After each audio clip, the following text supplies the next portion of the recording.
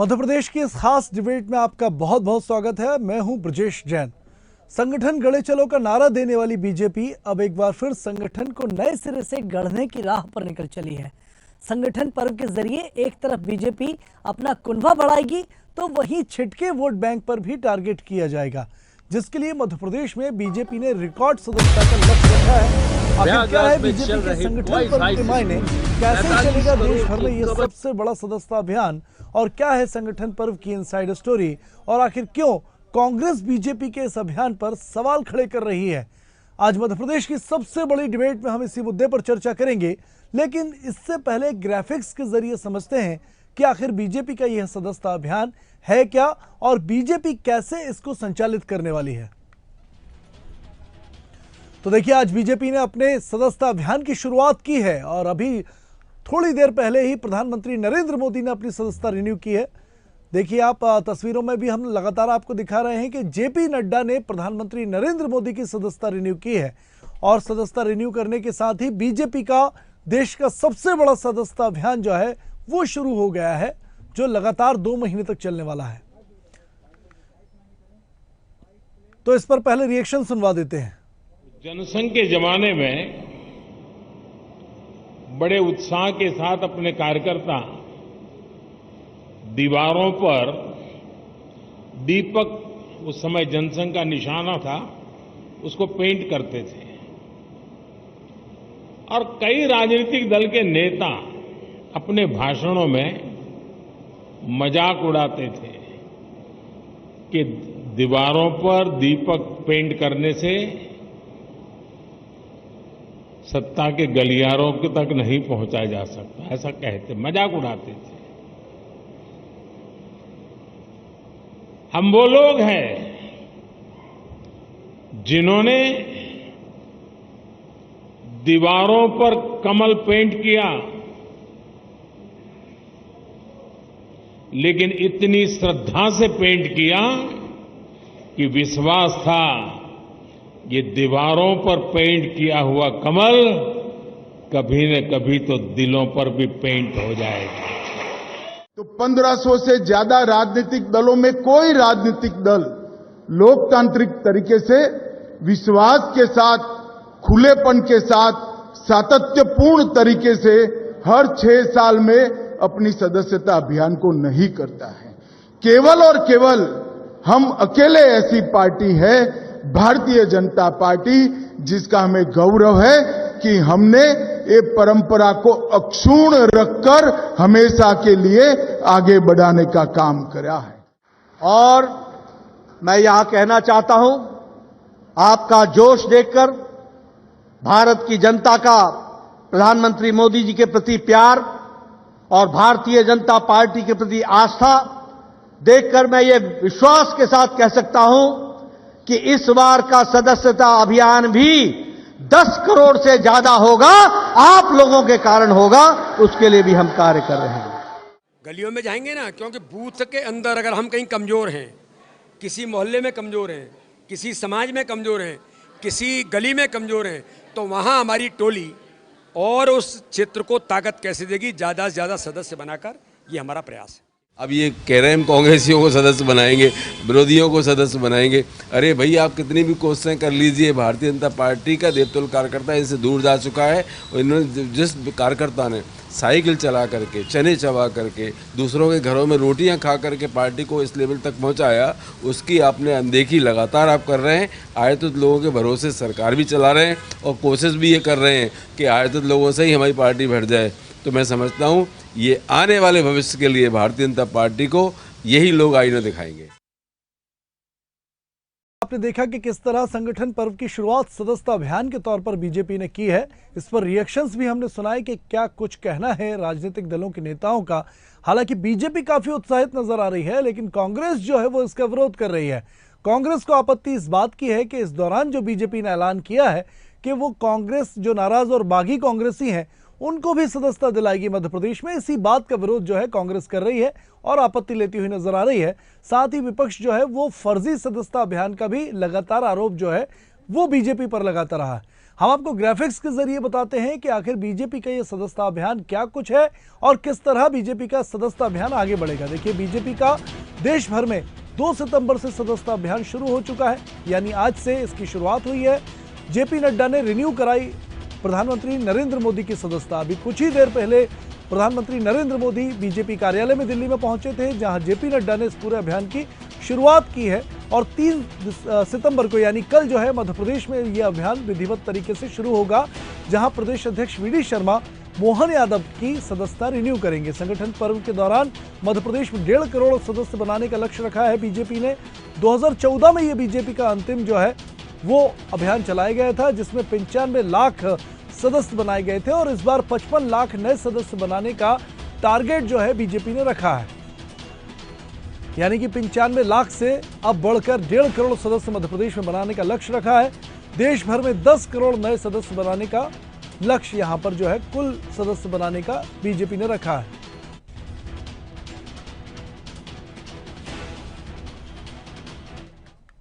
और आखिर कैसे बीजेपी सदस्य बनाएगी, इसकी क्या रूपरेखा रहने वाली है, यह भी हम ग्राफिक्स के जरिए आपको बताते हैं। बीजेपी जो है लगातार सदस्यता अभियान चलाने वाली है। 25 सितंबर तक यह अभियान चलेगा। क्यूआर कोड के और मिस्ड कॉल के जरिए जो है वो सदस्यता दिलाई जाएगी। बीजेपी सबसे ज्यादा सदस्य मिस्ड कॉल देकर बनाने वाली है। नमो ऐप और बीजेपी की जो आधिकारिक वेबसाइट है bjp.org के माध्यम से भी पार्टी की सदस्यता दिलाई जाएगी। 2014 के बाद ये जो अभियान है वो चलाया जा रहा है, यानी कि पूरे 10 साल हो गए हैं। हालांकि 6 साल में सदस्यता रिन्यू करना जरूरी होता है। युवा मोर्चा, महिला मोर्चा समेत सभी 7 मोर्चे इसमें सक्रिय होंगे, जिन्हें अलग अलग जिम्मेदारियां दी गई हैं और सभी पदाधिकारियों, जनप्रतिनिधियों, विधायक, मंत्री, सांसद और मुख्यमंत्रियों को भी टारगेट दिए गए हैं, यानी कि तमाम जो पदाधिकारी हैं वो सदस्यता लेते हुए इस दौरान दिलाते हुए लोगों को नजर आएंगे और अभियान को आगे बढ़ाते हुए नजर आएंगे। इसी कड़ी में प्रधानमंत्री नरेंद्र मोदी ने आज सदस्यता पर्ची भरकर बीजेपी के इस अभियान की शुरुआत की है। हरियाणा और जम्मू कश्मीर चुनाव के ठीक पहले बीजेपी ने सदस्यता महाअभियान की शुरुआत की है, जो पूरे चुनाव तक चलेगी। माना जा रहा है कि बीजेपी इस चुनाव के दौरान न सिर्फ अपनी विचारधारा का प्रचार करेगी, बल्कि प्रभावित होने और सपोर्ट करने वाले संभावित जो युवा हैं और जो बाकी के लोग हैं उनको भी सदस्य बनाएगी। मध्य प्रदेश में इस अभियान की शुरुआत जोर शोर से हो गई है, जहां कल यानी 3 सितंबर को प्रदेश अध्यक्ष वी.डी. शर्मा जो हैं वो मुख्यमंत्री मोहन यादव की सदस्यता रिन्यू करेंगे। और इस पूरे मामले में लगातार सियासत भी हो रही है, क्योंकि बीजेपी काफी उत्साहित है और जो कांग्रेस है वो इस पर सवाल उठा रही है और सवाल इंडिया हेट के भी हैं। इंडिया हेट के जरिए हम सवाल पूछ रहे हैं, आपको वो भी ग्राफिक्स के जरिए बताते हैं।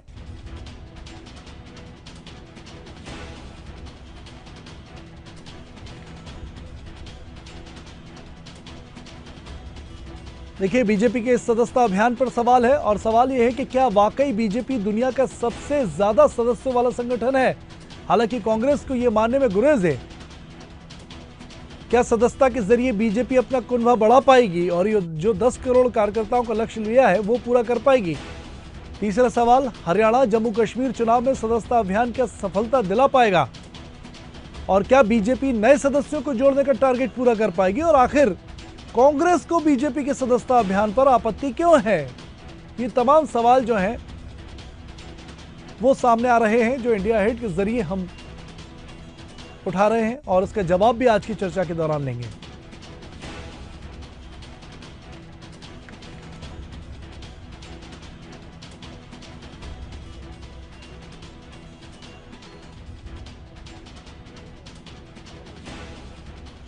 तो देखिए, बीजेपी का सदस्यता अभियान आज से शुरू हो गया है। महाअभियान बीजेपी इसे बता रही है। संगठन पर्व के तौर पर इसे बीजेपी मना रही है, जहां बीजेपी काफी उत्साहित है और तमाम बूथ से लेकर प्रदेश तक के अलग अलग टारगेट फिक्स किए गए हैं। वहीं कांग्रेस कह रही है कि ये फर्जी सदस्यता अभियान चलाया जाएगा और फर्जी मिस्ड कॉल के जरिए आरोप जो है वो कांग्रेस बीजेपी पर सदस्यता दिलाने के लगा रही है। मध्य प्रदेश की सबसे बड़ी डिबेट में आज हम इसी मुद्दे पर चर्चा करेंगे और हमारे साथ गेस्ट जुड़ गए हैं। रोहित यादव जी हैं, कांग्रेस के प्रवक्ता, जो हमारे साथ इस चर्चा में हिस्सा लेंगे। साथ ही वानी आहलूवालिया जी प्रदेश प्रवक्ता हैं बीजेपी की, ये भी हमारे साथ चर्चा में जुड़ गई हैं। दोनों का हम बहुत बहुत स्वागत करते हैं। सबसे पहले वानी जी, आपसे ही शुरुआत करेंगे। बीजेपी का महासदस्यता अभियान आखिर किस रूप में चलाया जाएगा, ये तो हमने दिखा दिया, लेकिन क्या बीजेपी अभी जो अपने टारगेट फिक्स किए हैं 10 करोड़ सदस्य बनाने के, वो टारगेट पूरा कर पाएगी और इसके लिए बीजेपी की प्लानिंग आखिर क्या है? सबसे पहले तो आपके दर्शकों को मैं नमस्कार करूंगी और उसके बाद रोहित जी, आपको सबको जो इस पैनल में जुड़े हुए हैं, आप लोग सबको भी प्रणाम करती हूँ। देखिए, ये एक सबसे बड़ा राजनीतिक दल है विश्व का, जो बिल्कुल पारंपरिक तरीके से अपने राजनीतिक पार्टी के जो कार्य हैं वो लोकतांत्रिक तरीके से हम पूर्ण करते हैं। और इसके अंतर्गत ये बिल्कुल अभियान हमारा मध्य प्रदेश में ही नहीं, पूरे देश में सफलतापूर्वक अंजाम तक पहुंचाएंगे हमारे देवतुल्य कार्यकर्ता जी। क्योंकि मध्य प्रदेश का ही उदाहरण दूं तो हमारे पास जो डिजिटली इनेबल्ड कार्यकर्ता हैं वो लगभग 41 लाख है। तो यदि हम चाहें और कार्यकर्ता इतने ऊर्जावान है हमारे, तो ये लक्ष्य तो वो एक हफ्ता में बोलूं तो वो भी लंबा समय है, उससे भी जल्द कर सकते हैं। और ये आपको मैं स्पष्ट कर दूं कि हमारे जो कार्यकर्ता हैं वो हमारे जीवंत इकाई है हमारी पार्टी के, हमारे विचारधारा के वाहक हैं, ये जो है हमारे कार्य संस्कृति के पोषक हैं और सरकार और संगठन के बीच में ये एक जुड़ाव है। तो हम ये जानते हैं कि हमारे देवतुल्य कार्यकर्ता हमारी विचारधारा से न केवल हमारे जो वोटर्स हैं उनको जोड़ेंगे जी। जो विचारधारा से आगे जुड़ते हैं उन्हें सदस्य बनाएंगे और जो सदस्य सक्रियता से कार्य की योजना में जुड़ते हैं वो कहीं ना कहीं कार्यकर्ता के रूप में भी इस प्रदेश में उभर के आएंगे। जी वानी जी, और ये बहुत अनूठा पहल है हमारे पार्टी का, क्योंकि आपको ये भी ध्यान में होगा जी कि कोई व्यक्ति विशेष नहीं होता जो पार्टी का कार्यकर्ता बनता है। एक आम रिक्शे वाला बन सकता है, कोई शुल्क नहीं है जुड़ा हुआ इस सक्रिय अभियान में। ये एक मूल्यों के आधारित कार्य है जो हम करने जा रहे हैं।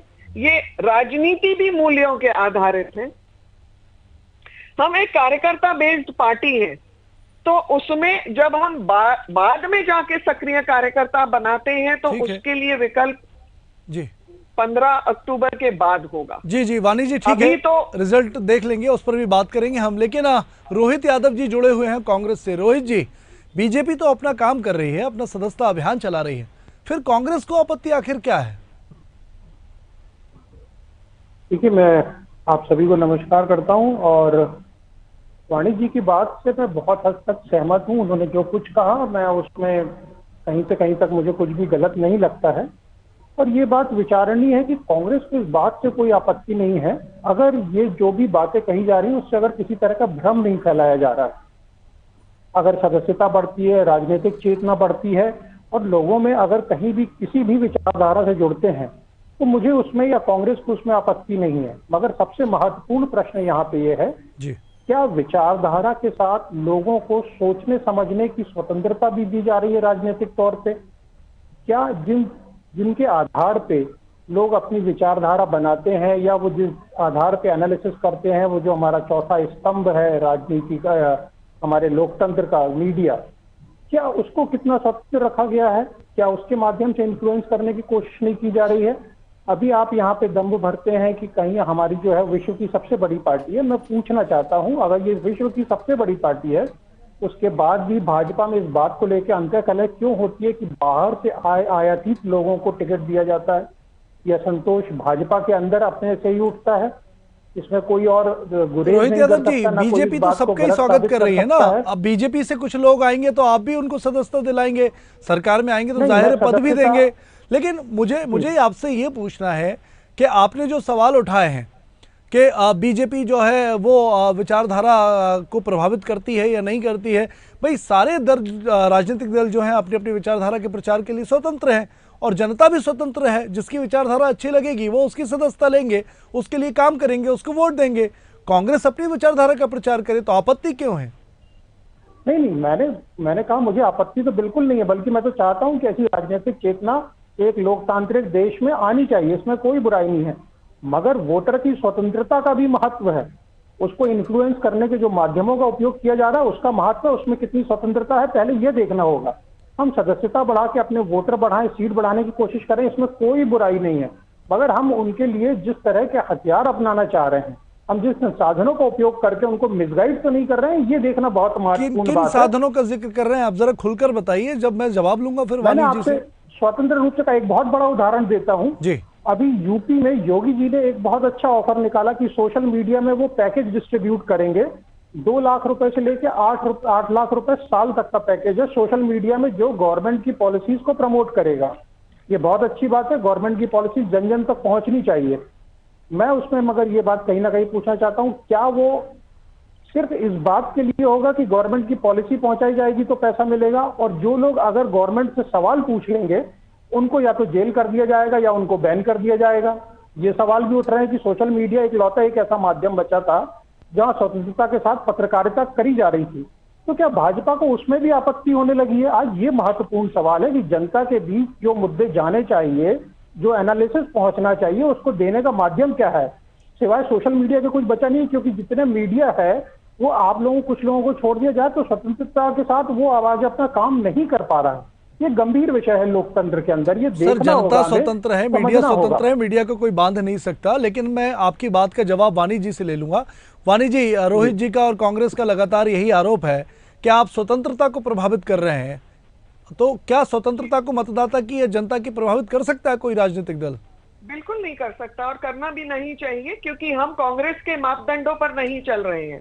कांग्रेस के जवाहरलाल नेहरू थे जिन्होंने सबसे पहले यह संशोधन किया था संविधान में, जिसमें हथकड़ियां पहनाई थी उन्होंने स्वतंत्रता, जो आपकी है, जर्नलिस्ट की है, और ये हमारे इतिहास में बिल्कुल दर्ज है ना, ये काला अक्षर था हमारे इतिहास में। अब ये जो बात कर रहे हैं कि हम क्या जानकारी पहुंचा रहे हैं, तो हम क्या गलत जानकारी देंगे अगर हम ये कहेंगे कि हमारी विचारधारा ने धारा 370 को हटाया, हमारी विचारधारा के अंतर्गत ये जो अंत्योदय कल्याण की योजनाएं हैं, परिवर्तन क्रांति है, जो हमारी कनेक्टिविटी है सड़कों की, रेल की, हवाई जहाज के माध्यम से सफर करने की, जो आधुनिकीकरण का है, जो हमारे फॉरेक्स रिजर्व का है, जो हमारे आंतरिक और बाहरी सुरक्षा का है, ये परिवर्तन क्रांति है। ये परिवर्तन क्रांति है जो देश को विकसित भारत की ओर लेके जा रही है। ये वो परिवर्तन क्रांति है जो सामाजिक सुरक्षा के तरफ ध्यान दे रही है और सामाजिक। चलिए रोहित जी से बात कर लेते हैं। रोहित जी, बीजेपी, मैं आपको इतना भी बोल दूं, एक शब्द और बोलना चाहूंगी। जी बोलिए कंप्लीट करिए। हमारी जो जनता है वो इतनी नाकाम और बेबस नहीं है कि उनकी बौद्धिक क्षमता को कांग्रेस ये आरोप लगा दे कि इनकी बौद्धिक क्षमता को लकवा लग गया हो। शर्म आनी चाहिए कांग्रेस। जवाब ले लेते हैं। क्योंकि वो अपने आप को संगठित नहीं कर सकते तो वो दूसरों पर ताने तिपके ये सब बेबुनियाद आरोप लगा रहे हैं। रोहित जी, बेबुनियाद आरोप लगा रहे हैं क्या? क्योंकि मुझे ये समझा दीजिए पहले कि राजनीतिक दल स्वतंत्रता को प्रभावित कैसे कर सकता है? वो अपनी विचारधारा रख रहे हैं। आप कभी सरकार पर आरोप लगाते हैं कि वो, ये ध्यान में आया है। एक मिनट वानी जी, आप रुक जाइए, रोहित जी को जवाब देने दीजिए। कांग्रेस और विपक्ष लगातार ये आरोप लगाता है कि जांच एजेंसियों को दुरुपयोग करके नेताओं को या पदाधिकारियों को जो है पार्टियों को तोड़ने की कोशिश की जा रही है। अब आप राजनीतिक दलों पर आरोप लगा रहे हैं कि वो स्वतंत्रता को प्रभावित कर रहे हैं, तो किस तरह कर रहे हैं, जरा खुल के आप बताएंगे। देखिए, एक उदाहरण तो आपने स्वयं दे दिया कि सर वो तो सरकार का प्रचार है, सरकार का ऑफर है, वो तो सरकारी पॉलिसीज का प्रचार करने की बात की जा रही है, उसमें बीजेपी तो इन्वॉल्व है नहीं। बहुत अच्छा उदाहरण आप सबके सामने आएगा कुछ दिन के अंदर, चिराग पासवान जी का, है ना। चिराग पासवान जी के ऊपर 3 एलिगेशन लगा दिए गए हैं। वो एलिगेशन क्या है कि उन्होंने अभी जो है वो एक रेप केस में वो सेकंड नॉमिनी है, उसमें आरोपी है, उसका उन्होंने जिक्र नहीं किया है अपने जो उन्हें चुनाव के घोषणा पत्र ये जो अपना डिक्लेरेशन दिया। उसके बाद वो जिस यूनिवर्सिटी से पढ़ा है, जिस कॉलेज से झांसी की, वो जो है वो ठीक नहीं है। सर मतदाता प्रभावित कैसे हो रहा है बीजेपी की विचारधारा से? क्या स्वतंत्रता का हनन किया जा रहा है? उन्होंने डिस्क्लोज नहीं करी है। अब मैं अगर आपको सच बताऊं तो आने वाले समय में कोई भविष्य वक्ता नहीं हूं, मगर जितना राजनीतिक समीकरण मुझे समझ में आ रहा है चाहे सहयोगी दल हो या कोई इंडिपेंडेंट हो या ऐसे लोग हैं जिनको कहीं ना कहीं दबाव में लाया जा सकता है, तो ये भाजपा या उनकी विचारधारा ही है जो इस तरह से हथकंडे अपनाती है और किसी भी मजबूत राजनीतिक स्वतंत्र विचारधारा के राजनीतिक दल या स्वतंत्र रूप से जीत के आने वाले प्रत्याशियों के ऊपर ये दबाव बनाते हैं। आने वाले समय में आपको ये देखने मिलेगा, मैं भविष्यवाणी तो नहीं कर सकता हूं, मगर जो मेरा एनालिसिस बोलता है मैं बता रहा हूं कि चिराग पासवान जी या तो अपनी पार्टी में कमजोर पड़ेंगे, उनकी पार्टी सर, टूटेगी, बात या वो सदस्यता अपनी अभियान पार्टी का की विनर जा रही है बहुत जल्द रोहित जी, तो भाजपा हम में कर जरा देंगे। सदस्यता अभियान पर लौट आते हैं। हम सवाल कांग्रेस से भी पूछना चाहेंगे कि कांग्रेस ने जो सदस्यता अभियान चलाया था, कितने नए सदस्य बनाए हैं और क्या अपने अभियान और टारगेट में सफल हो पाई कांग्रेस? क्योंकि ये डाटा तो जारी टारगेट नहीं में किया सफल गया ना थे। कांग्रेस की तरफ से। जी कांग्रेस की तरफ से ये डाटा जारी नहीं किया गया है कि कितने नए सदस्य बनाए गए। हाँ, कांग्रेस की तरफ से ये जारी नहीं किया गया क्योंकि उसका कोई प्रोपेगेंडा नहीं बनाया गया। हमने सदस्य बनाने से हमने सदस्य बनाए जो कितने विचारधारा से सदस्य जुड़ने बनाए चाहते हैं। सर? वो जनता तो स्वतंत्र यही लोग। पूछती है ना कि कांग्रेस के पास कितनी ताकत है। आप ताकत जाहिर नहीं करेंगे तो कांग्रेस जी राजनीतिक दल और बिल्कुल जनता- बिल्कुल मैं जवाब देता जी, हूँ, मैं बताइए। जवाब देता हूँ। कांग्रेस की जो ताकत है वो संसद में दिख रही है जब 3 बिल वापस हो रहे हैं, तो कहीं ना कहीं जनता की ही ताकत है, वो कांग्रेस की ताकत नहीं है। माफ करिएगा, इसको गलतफहमी मत लीजिएगा, ये कांग्रेस की ताकत है। मैं एक कांग्रेसी होने के नाते जानता हूं कि ये जनता की ताकत है जिसके सामने सरकार को अपने गलत रीति नीति और अपने फैसलों को यू टर्न लेके वापस लेना पड़ रहा है। तो ये आपको आगे भविष्य में भी दिखता रहेगा कि यहाँ पे जनता की क्या ताकत है। जो रोहित जी, कांग्रेस को 10 हाथ करोड़ में दिया। कार्यकर्ता बनाने का लक्ष्य बीजेपी ने रखा है और मध्य प्रदेश में जो 95 लाख कार्यकर्ता पहले से हैं, 45 लाख और नए कार्यकर्ता यानी 1.5 करोड़ कुल कार्यकर्ता का लक्ष्य बीजेपी ने रखा है। तो कांग्रेस अपना लक्ष्य कहां तय करेगी और कैसे अभियान को चलाएगी, या फिर खत्म कर दिया है सदस्यता अभियान जो पिछले दिनों चलाया गया था? कांग्रेस का सदस्यता अभियान कोई इवेंट के तौर पे नहीं प्रेजेंट किया जा रहा है। कांग्रेस की सतत सदस्यता चलती रहती है। मैं खुद एक सक्रिय सदस्य आज से 2017 में जुड़ा था और मैं ये भी बता दूं, मैं 2014 से लेके 2017 तक मैंने भाजपा के लिए तो नहीं मगर हाँ आरएसएस के लिए जरूर काम किया, प्रचार विभाग में सह प्रमुख के सहयोगी के तौर पे।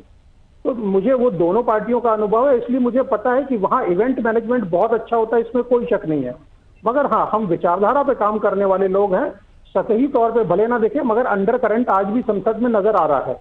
और ये भाजपा का वही बौखलाहट है, उसी का डर है कि अपने 3 फैसले वापस लेने पड़े हैं, उसी का डर है कि आने वाले चुनावों में फिर से कहीं मुंह की ना खानी पड़ जाए। इसलिए चलिए वानी जी, आपसे जवाब चाहेंगे कि देखिए, कांग्रेस तो कह रही दिल्ली जा रही, कभी पटना जा रही है। हम मध्य प्रदेश लौट आते हैं और आपसे ये पूछना चाहेंगे कि 45 लाख नए कार्यकर्ता जो आपने जोड़ने की बात कही है, किस तरह उस टारगेट को पूरा करेंगे और इसके लिए क्या क्या आने वाले दिनों में बीजेपी करने वाली है? देखिए, सबसे पहले तो आपको ये जानकारी तो होगी कि ये कार्यशाला सफलतापूर्वक 31 प्रदेशों में हो चुकी है। जी। इसके साथ साथ 4 लाख बूथों, उससे ज्यादा बूथों तक ये कार्यशाला हो गई है। जी, जी। तो आप अनुमान लगाइए कि पूरे देश में माननीय नड्डा जी के नेतृत्व में राष्ट्रीय अध्यक्ष जी ने जो पहल की है और जो पहले माननीय अमित शाह जी ने पहल शुरू की थी जब वो राष्ट्रीय अध्यक्ष थे, उन्होंने डिजिटलाइज माध्यम से ये किया था। तो हम पार्टी के जो ट्रेडिशनल स्लिप्स होते हैं, व्हाट्सएप है, QR कोड है, हम वेबसाइट के माध्यम से यानी bjp.org, नमो ऐप से, मिस्ड कॉल से, हम सब डिजिटलाइज्ड माध्यमों से सदस्यताओं को स्वीकार करेंगे। और ये सदस्यता क्यों अहम है, ये जो रोहित जी बोल रहे हैं, तो ये इनके नाकामी से ही स्पष्ट हो जाता है। क्योंकि जहां कांग्रेस पार्टी मध्य प्रदेश में कार्यकारिणी का गठन नहीं कर सकती, 8 महीने में अनेकों बार इनके हारे हुए पटवारी अपनी कार्यकारिणी की सूची दिल्ली भेजते हैं, निरस्त होके वो वापस आ जाती है। तो ये सदस्यता की तो बात बहुत दूर की है, पहले तो ये अपनी कार्यकारिणी तो गठित कर लें। और फिर और भी एक चीज बता देती हूं कि इनके सदस्यता अभियान बहुत उल्लेखनीय होती है। जो पर्चियां होती हैं और जो पैसे इकट्ठे होते हैं उसका कहीं विवरण नहीं होता, जी। उसमें भी एक बहुत बड़ा घोटाला हो जाता है। जी, मैं आप दोनों को एक अपडेट देना चाहूँगा। प्रधानमंत्री नरेंद्र मोदी ने बड़ा ऐलान किया है और उन्होंने कहा है कि पूरे अभियान, जो सदस्यता अभियान बीजेपी का चल रहा है, उसमें महिलाओं को भी 33% आरक्षण दिया जाएगा। जिस तरह मातृशक्ति वंदन योजना में आरक्षण दिया गया है स्थानीय चुनावों में, उसी तरीके का आरक्षण जो है पार्टी के भीतर भी पदों में जो है वो महिलाओं को दिया जाएगा। लौटते हैं चर्चा की ओर। रोहित जी, आप कार्यकारिणी घोषित नहीं कर पा रहे हैं। बीजेपी का सवाल है कि आखिर कार्यकारिणी घोषित 8 महीने से क्यों नहीं हुई है, जब आप प्रदेश की बॉडी डिसाइड नहीं कर पा रहे हैं, आपके मोर्चे प्रकोष्ठ जो है, आपके युवा मोर्चा हो, महिला मोर्चा हो, वो डिसाइड नहीं कर पा रहे हैं, तो सदस्यता अभियान कैसे चलाएंगे? मुझे एक सवाल पूछना है। जी बिल्कुल। अगर लोकतांत्रिक तरीके से किसी का गठन करने में अगर समय लग रहा है 8 महीने सर? हाँ हाँ, क्या समस्या है? ऐसा तो नहीं कि वो पद रिक्त पड़े हैं। और ये कब खत्म होगा? नहीं, मुझे ये बताइए, क्या वो पद रिक्त पड़े हैं? जेपी नड्डा जी के लिए कोई चुनाव किया गया है? सर कार्यकारिणी तो भंग है ना। राष्ट्रीय अध्यक्ष जो हैं, मुझे एक बात बताएं, राष्ट्रीय अध्यक्ष जी के लिए चुनाव है कोई? जी, अगर ये सवाल वहां पूछा जाए, समझ में आता है जो लोकतांत्रिक माध्यमों पर विश्वास रखते हो, लोकतंत्र पर विश्वास जो रखते हो, वो लोग ये सवाल उठाएं कि ऐसा क्यों हो रहा है। हाँ, मैं हो सकता है एक नहीं 4 बार शायद वो सूची वापस आ गई हो, और मुझे कोई आपत्ति नहीं है। अगर कांग्रेस की अपनी तरीकी है, कार्य करने का अपना तरीका है। देखिए समय की कमी है रोहित जी, आखिरी कमेंट आपका लेना चाहूंगा कि बीजेपी तो लोगों को अपनी तरफ आकर्षित कर रही है, रोकने के लिए भी कांग्रेस क्या करेगी? नहीं, रोकने, देखिए हम किसी को रोकने नहीं जाएंगे जी। हम तो वो लोग हैं जो सच और झूठ सामने रखते हैं, और निर्णय लेने का जो उनकी समझ बूझ है, हम उस पर विश्वास रखते हैं। जनता अपने आप से, अपने विवेक से जो भी निर्णय लेगी, हम उसको शिरोधार्य करने के लिए हमेशा तत्पर रहते हैं। और यही लोकतंत्र की खासियत है, और होना भी चाहिए। इसमें विश्वास भी होना चाहिए कि लोकतंत्र तभी तक जिंदा है जब तक आप जनता की आवाज सुनने चाहते हैं। अगर आप सिर्फ वन वे स्पीच में मन की बात करने में विश्वास रखते हैं, तो जन की बात आपके बस की बात नहीं है। और ये लोगों ने पिछले चुनावों में दिखा भी दिया है भाजपा को कि सारे हथकंडे अपनाने के बावजूद भी वो पूर्ण बहुमत में नहीं आ पाए थे। और आने वाले समय में ये जो 1.5 करोड़ कार्यकर्ता बोल रहे हैं, तो उस हिसाब से मध्य प्रदेश में कांग्रेस को एक भी सीट नहीं मिलनी चाहिए। आखिर वोटर कितने हैं मध्य प्रदेश में? 1.5 करोड़ कार्यकर्ता बना लेंगे तो ये सबके सब आपको वोट देना चाहिए।